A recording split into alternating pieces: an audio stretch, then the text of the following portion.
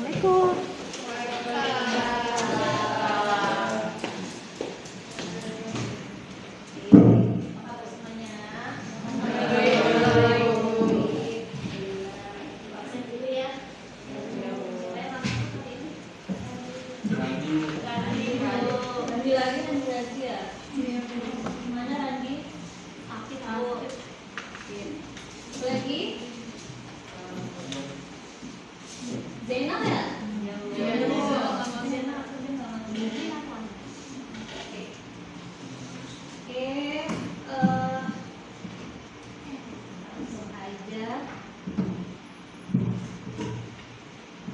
Masih ingat pelajaran yang kemarin?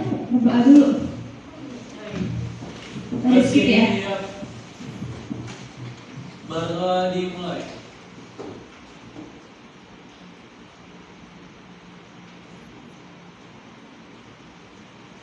Doa selesai memberi salam. Waalaikumsalam warahmatullahi wabarakatuh. Oke, selamat siang anak-anak. Semangat ya, tetap semangat untuk melanjutkan pelajaran ini. Minggu kemarin kita sudah masuk materi baru ya. Materi apa kemarin? Masih ingat gak? Iman pada hari akhir. Temanya apa? Ini semangat beribadah dengan meyakini hari akhir. Nah, berarti sekarang lanjutannya kemarin nih ya. Kemarin kita sudah pelajari tentang makna iman pada hari akhir. Kemudian apa lagi tadi? Kemarin? Macam-macam hari kiamat. Satu lagi apa? Yang terakhir?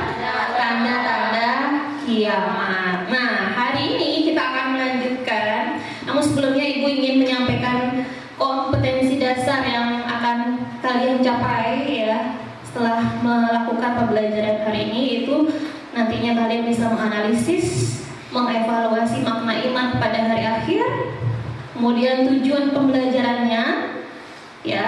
Nantinya kalian diharapkan dapat menguraikan periode hari akhir. Menguraikan. Yang kedua, menganalisis hakikat beriman kepada hari akhir. Yang ketiga, menyajikan paparan tentang periode hari akhir dengan benar. Kemudian yang keempat, menyajikan paparan tentang hakikat beriman kepada hari akhir. Gitu ya. Nah, jadi hari akhir itu punya periode-periode juga. Namun sebelum kita masuk ke periode, kita akan melewati yang namanya kematian ya. Mati dulu ya. Kematian itu akan dialami oleh seluruh makhluk hidup di dunia termasuk kita gitu ya. Kita tidak tahu kapan meninggal kita ya, itu dirahasiakan oleh Allah, dan hari kiamat pun juga dirahasiakan oleh Allah. Untuk apa? Supaya apa kita dirahasiakan?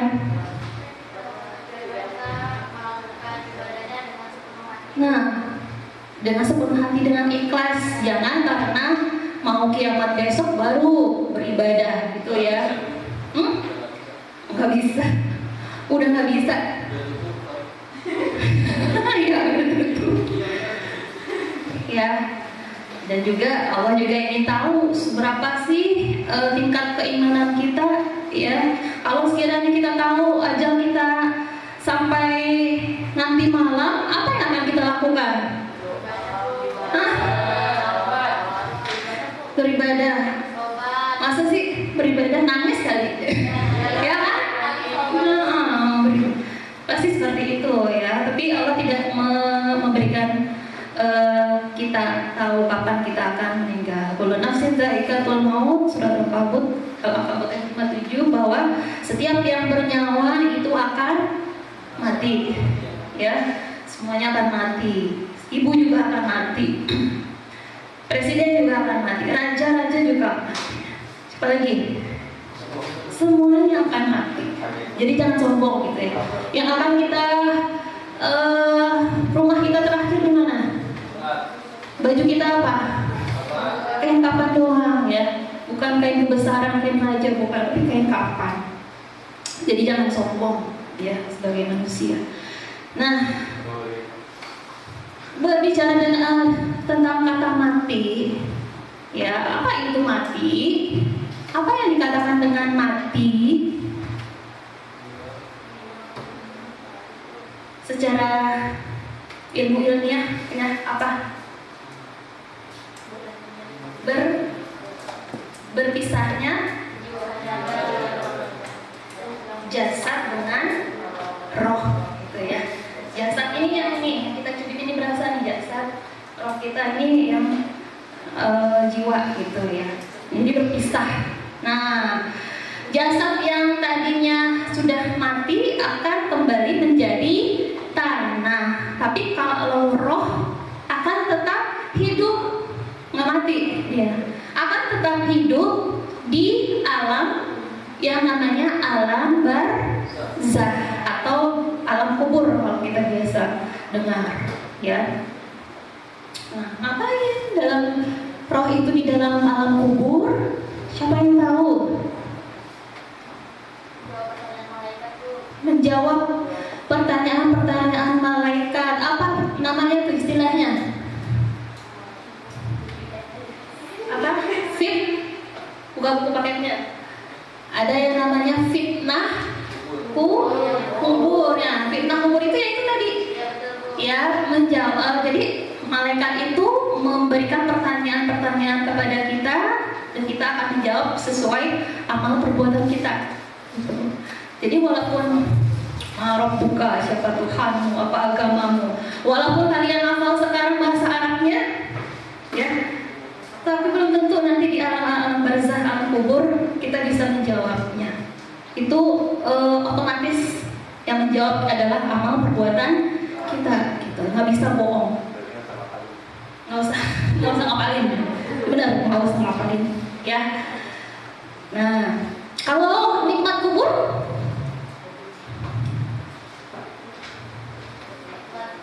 itu bagi orang yang baik, amal ibadahnya di dunia itu. nah, apa nikmat kuburnya? Kalau misalkan malaikat bertanya, malaikat apa namanya? Bertanya dalam kubur?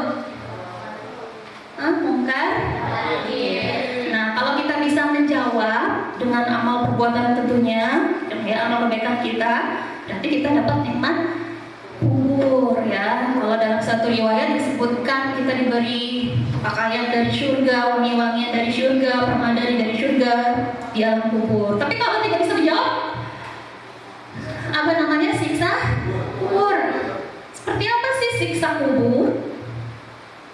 Kalau kalian pernah baca buku ya, baca artikel, misalkan hadis, seperti apa siksa kubur? Misalkan disempitkan kuburnya sampai-sampai tulang rusuknya menghilang saking sempitnya. Nah, bisa dibayangin nggak? Saking sempitnya itu kalau tidak bisa menjawab. Apa lagi? Ya baik? Digigitin belatung bu, katanya bu. Digigitin belatung ya, cacing ya, kayak film azab ya. Ya, kira-kira seperti itu. Kalau mau gambaran manusia sih, ibu rasa tidak bisa menggambarkan apa yang akan kita rasakan nanti di alam akhirat. Bahkan lebih gitu ya. Nah, kita masuk ke ini periode hari akhir ya. Jadi ketika tanda-tanda hari kiamat kubro itu sudah sudah kita rasakan ya, yang minggu kemarin adanya turunnya Nabi Isa, apalagi Dajjal, yang Majud ya. Nah, sesudah itu nanti akan muncul atau ditiupkannya sangkakala oleh malaikat Israfil ya, malaikat Israfil. Tapi sampai saat ini malaikat Israfil belum bertugas ya, masih santai-santai. Nggak apa-apa ya. Nah, berapa kali? tiupan sangkakala? Ada yang ya, sebagian pendapat ulama mengatakan ada yang bilang 2 kali, ada yang bilang sebanyak 3 kali. Kalau pendapat ulama yang bilang 2 kali, nah itu yang pertama, tiupan pertama itu adalah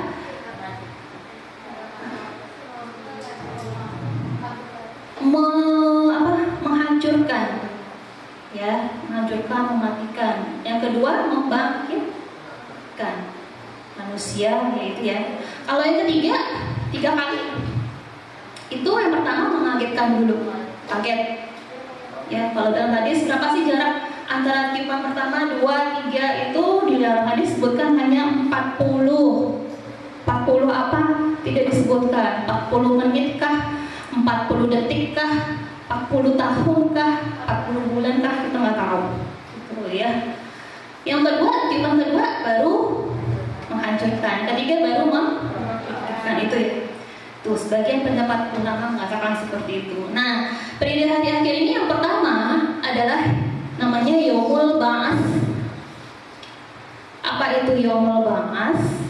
Perhatikan ya, nanti Ibu ada sedikit permainan, maka perhatikan ya. Fokus. Yaumul Ba'ats ini adalah hari dibangkitkannya manusia-manusia yang sudah meninggal dunia sejak zamannya Nabi Adam sampai sekarang, sampai akhir. Itu dibangkitkan semuanya, bisa dibayangkan banyak sekali ya. Bangkit berjalan, bangun lagi gitu ya. Penuh sekali. Di mana itu tempatnya? Dia dikumpulkan di padang mahsyar. Ya, namanya Yaumul Hasyr. Yaitu Yaumul Hasyr itu hari setelah dibangkitkan, dikumpulkan semua umat manusia itu di suatu tempat yang bernama padang mahsyar. Ya, kalau perhatikan ya. Paham sampai di sini? Selanjutnya ya, setelah dikumpulkan maka nanti diperlihatkanlah buku catatan. Buku catatan apa? Apa? Fisika, agama ya. Buku catatan amal baik dan amal buruk itu diperlihatkan satu persatu. Siapa yang bikin catatan itu? Malaikat, rakib, dan buku catatan itu tertulis apa adanya gitu, tidak ditambah, tidak dikurang, dan nantinya kita akan diperlihatkan ngapain kita di bumi, ngapain kita ngumpet-ngumpet, apakah mencuri, nggak ada yang tahu, tetap ada CCTV-nya malaikat yang diperlihatkan itu. Ya, jangan kira tidak ada CCTV-nya, CCTV Allah gitu ya. Nah, itu buku catatan. Kemudian yang keempat namanya Yaumul Hisab. Hisab ini artinya memperhitungkan. Hari perhitungan. Perhitungan apa? Ya, amal lah ya, amal baik, amal buruk.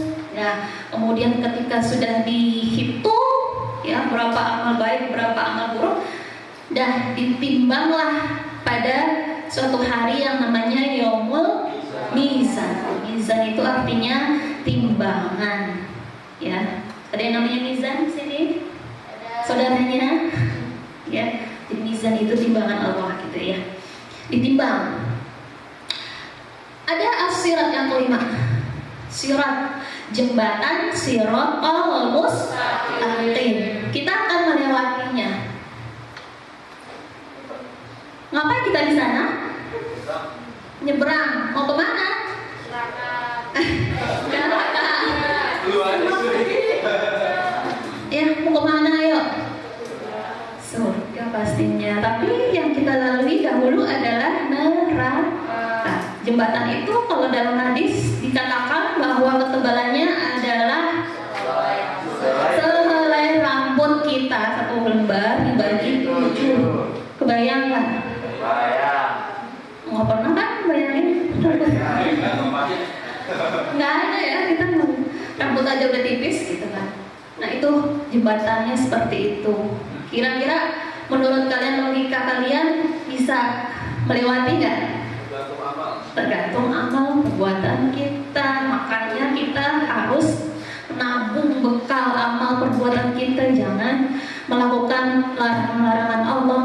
ghibah, mencuri, melawan orang tua, gitu ya, pacaran, ya, astagfirullahaladzim, pacaran itu buka aurat, apalagi sholat Jumat ditinggalin, ya, kena semuanya ya.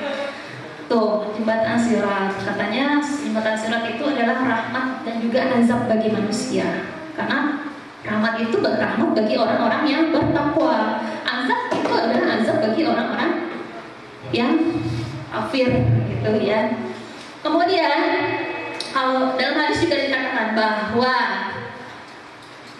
bagi yang ikut, pernah dengar kan? Siapa yang ikut kurban nantinya akan mendapatkan kendaraan menuju Siratal Mustaqim ke surga. Pernah dengar? Ya itu ya. Itu makanya kalian kalau ikut kurban ya ikut aja. Itu imbalannya gitu ya. Mudah-mudahan. Bu kalau ikutnya cuma 10.000 gimana? Terus kendaraannya dapat apaan kendaraannya? Ayo, nggak usah kalian nggak usah mikirin itu timbangan Allah itu urusan Allah, ya nggak usah. Yang penting Allah akan memperhitungkan seadil-adilnya. Jadi ya udah beramal aja, sedekah aja, ya mulai dari sekarang. Yang keenam, yaumul jaza. Jaza itu keputusan. Keputusan siapa? Keputusan Allah, ya. Jadi setelah jembatan sirat dilewati, ya, ada yang masuk surga, ada yang masuk neraka. Nantinya juga Allah akan memperhitungkan ini yang manusia-manusia yang masuk ke dalam surga ini akankah masuk juga ke dalam, maksudnya yang masuk ke dalam neraka akankah masuk ke dalam surga? Itu kan ada perhitungannya atas kekuasaan Allah, atas izin Allah. Mudah-mudahan ya dengan kasih sayang Allah kita semuanya ini ya. Kita punya dosa, tak terhitung dosa kita. Yang pastinya kita masuk apa? Ayo, masuk apa kita? Neraka apa surga? Surga. Kita harus optimis. Optimis, ya. Tapi juga jangan optimis juga dengan kelakuan kita gitu ya. Oke. Nah itu surga dan neraka. Setelah Allah putuskan masuk surga atau neraka. Neraka untuk siapa? Untuk orang-orang yang kafir, tidak melakukan perintah Allah, yang melakukan larangan-larangan Allah. Surga untuk siapa? Untuk saya. Ya. Amin. Ya. Semoga semuanya kita yang ada di sini masuk surganya Allah. Amin ya Rabbal alamin. Oke. Paham sampai di sini? Benar? Sekarang tutup bukunya.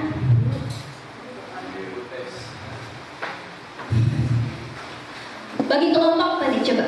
Kelompok 3 kelompok. Tolong langsung membentuk kelompok 1, 2, 3. Tadi udah paham kan? Urutannya? Urutan. Oke. Ibu minta semuanya di sini. Kelompok 1 di sini, ya. Oke di sini. Gimana ya? Gimana ya?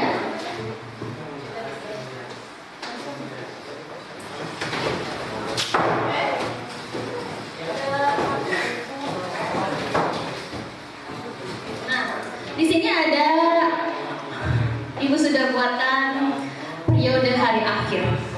Ya, coba disusun. Sudah lengkap ini. Kelompok 1 semuanya. Sini.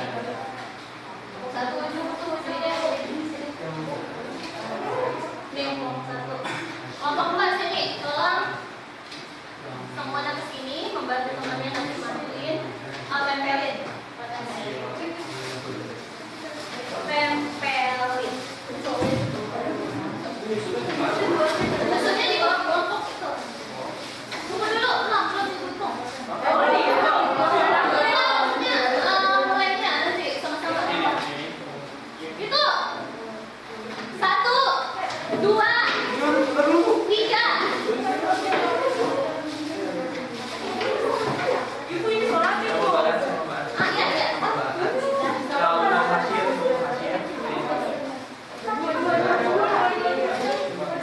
Mas, tadi. Di atasnya, di atasnya. Jangan salahin. Tuh.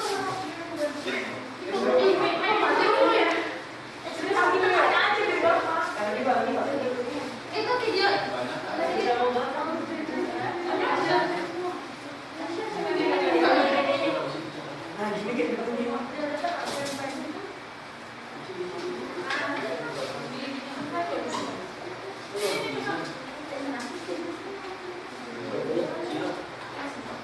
Mana? Yang mau jasa?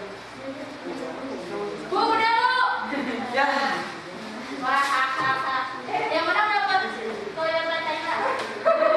Mas, udah nih ya? Bu, udah Bu.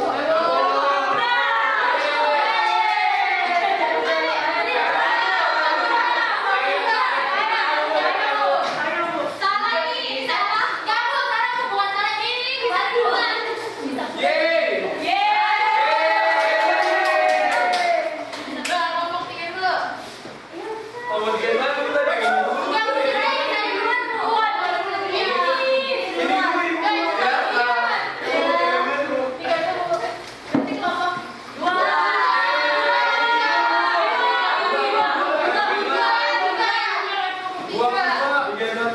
Tadi kita sudah sama-sama saksikan ya permainan atau game tentang urutan periode hari akhir ya. Ibu rasa nantinya kalian akan hafal sampai hari akhir nanti ya urutannya seperti apa ya. Karena kesalahan yang ini pasti akan hafal gitu ya.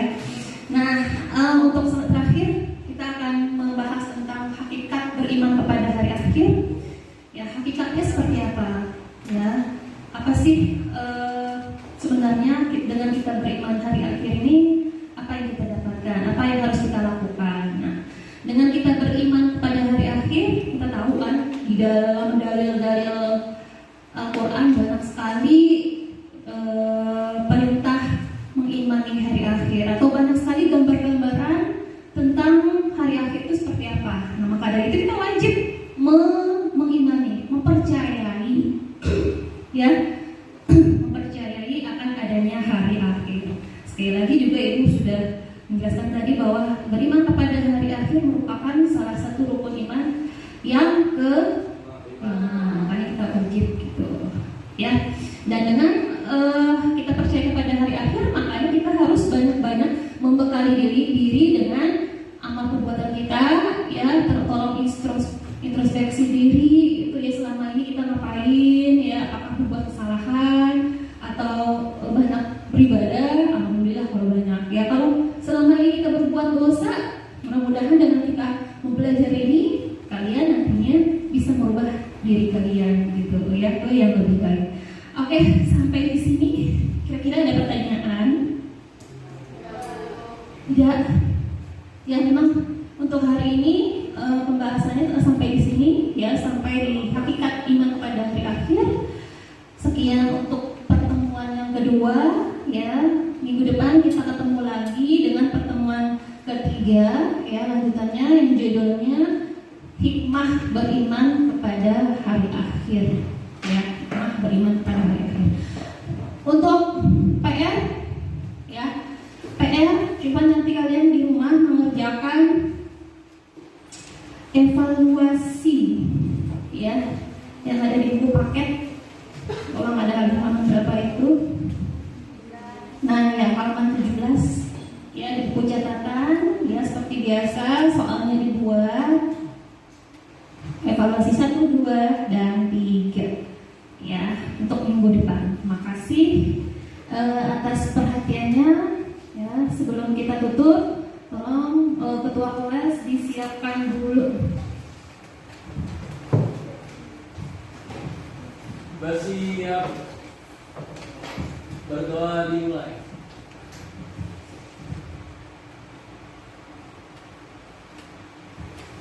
Doa selesai memberi salam. Assalamualaikum warahmatullahi wabarakatuh. Waalaikumsalam. ya.